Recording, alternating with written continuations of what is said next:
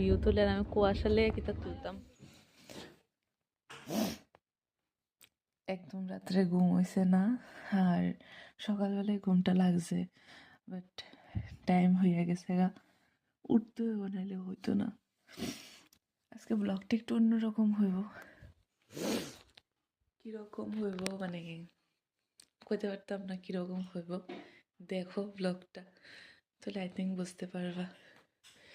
তো এক্ষণে বাজতেছে ঘড়িতে এই 5:23-24 মতন। আর একটু পরে মানে তাড়াতাড়ি করে তো চলে না, তো আর একটু পর 6:30 বেজে দেবো গা। তো আমি আমার কাজটি সেরেলেই এদিকে মা বসে গরম জল চাটা করবো, গরম জল খামু, এদিকে করতেছে রুটি। মা দেখো মা কাজ করুক, আমি আমার কাজ করি। আর এই হয়েছে গিয়া আমার ব্যাগপত্র রেডি।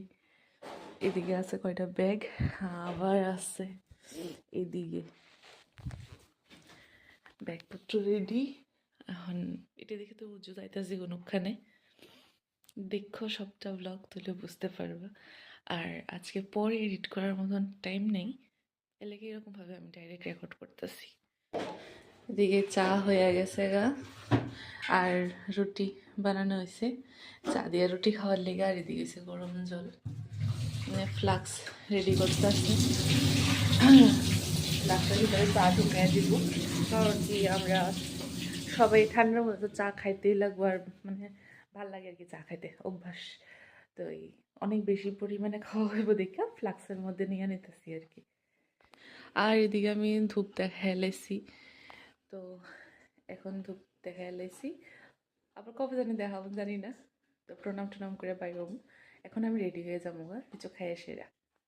এখানে একটু চা রুটি খাইলামও, আর একটাই নিছি কারণ কি আমার মানে আগের দিনেরটি হজম হয়েছে না, তো খালি মুখে খায়া যাইতে নেই, লেগে একটাই চা রুটি খাইয়া যাই। আমি রেডি বাইরনের লেগা। এদিকে আবার মা সকালের টিফিন খেতেছে, মানে এসে গিয়া ওষুধ, মা সকালের টিফিন এসে গ্যাসের ওষুধ থেকে স্টার্ট হয়। আর এদিকে আমার ব্যাগ এতলা লইয়া জানি আমি কেমনে যামু জানি না। তো এখানে কিছুক্ষণ ওয়েট করবো, তারপরে গাড়ি টাড়ি আইলে এরপরে বাইরে হয়ে যাবো গা। কুয়াশা, আর আমি যেতেছি গাড়ির কাছে, গাড়ির বাড়ির সামনে নেবো, দেন উঠা যাবো গা। আর